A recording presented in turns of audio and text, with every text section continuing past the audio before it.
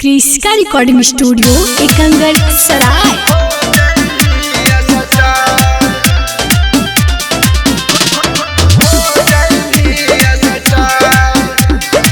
Presented by Kriska films.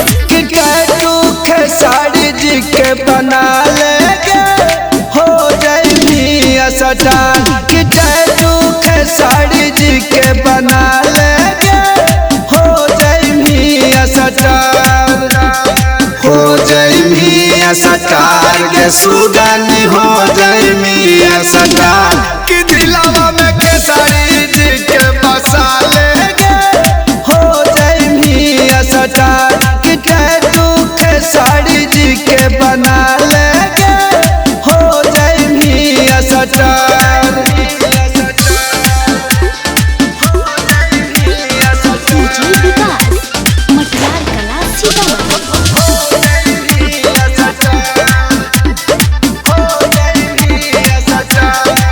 YouTube पर channel बना के डलिया रील गे सोमिया पोखरेल वाला होवे लगतो फील गे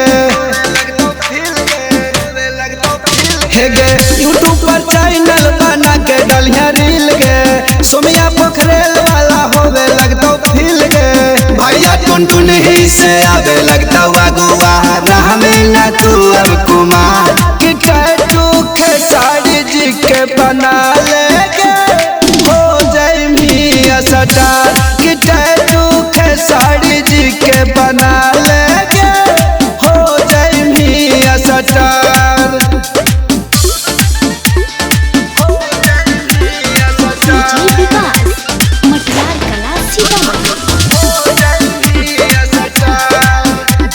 क्रिस्का रिकॉर्डिंग स्टूडियो एकंगर सराय। नीतीश राइटरवा से गाना लिखवाई है गे डीजे कुंदनवा से मिक्सिंग कराई है गे